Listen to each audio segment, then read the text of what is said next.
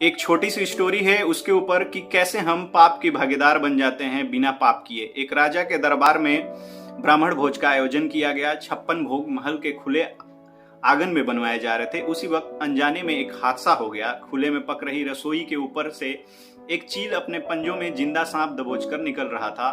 सांप ने चील के पंजों से छुटकारा पाने के लिए फुफकार भरी और साथ ही जहर उगल दिया। उसके मुख से निकली जहर की कुछ बूंदें पाकशाला में पक रही रसोई के व्यंजनों में गिर गई। जहरीले भोजन के खाने से सभी ब्राह्मणों के मौत हो गया। जब राजा को इस बात का पता चला तो ब्रह्म हत्या के पाप से उसको दुखी कर डाला।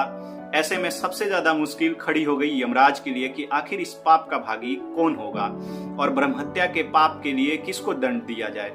सबसे पहले नाम आया राजा का, क्योंकि राजा ने ब्राह्मणों को भोजन के लिए आमंत्रित किया था। यमराज के मन में दूसरा नाम आया रसोइये का, जिसने ब्राह्मणों के लिए महाप्रसाद तैयार किया था। तीसरा ख्याल आया उस चील का जो कि सांप को लेके वहां से गुजर रही थी। लास्ट में ख्याल आया उस सांप का कि वो सांप ने जहर उगला। लंबे समय तक यमराज बहुत सोच विचार करते रहे और आखिर निर्णय नहीं ले पाए। हुआ क्या, एक दिन कुछ दिनों बाद उस पर विचार करते करते एक दिन ऐसा समय आया कि फिर कुछ पंडित उस राजा के घर पर जा रहे थे उनसे मिलने के लिए, उसी विचार पर बात करने के लिए।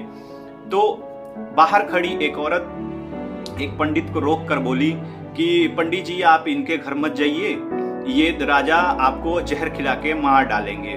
तो यमराज ने उस चीज को देखा और सोचा कि देखो सारे लोग दुखी हैं, लेकिन इस औरत को बिना जाने इसने राजा को दोषी बना दिया। तो यमराज ने बिना कुछ विचार किए उस औरत को अब वो दोषी बना दिए और सारे पाप का जिम्मेदार उसको बना दिया। तो यमराज के आसपास रहने वाले यमराज से पूछे कि यमराज जी ऐसा क्यों आपने किया। तो उन्होंने बोला देखो हम लोग सब जानते हुए भी किसी को भागीदारी उस पाप का नहीं बना पा रहे थे, लेकिन ये बिना जाने कैसे राजा को पाप की भागीदारी बना दी। तो इसीलिए कहते हैं दोस्तों, अगर आप किसी भी चीज के बारे में ना जाने तो उसमें हो सके तो आप अपना निर्णय ना दिखाएं, आप अपना निर्णय ना बताएं हो सके तो, क्योंकि आप अनजाने में किसी और के पाप का दोषी अपने सिर ले लेते हैं।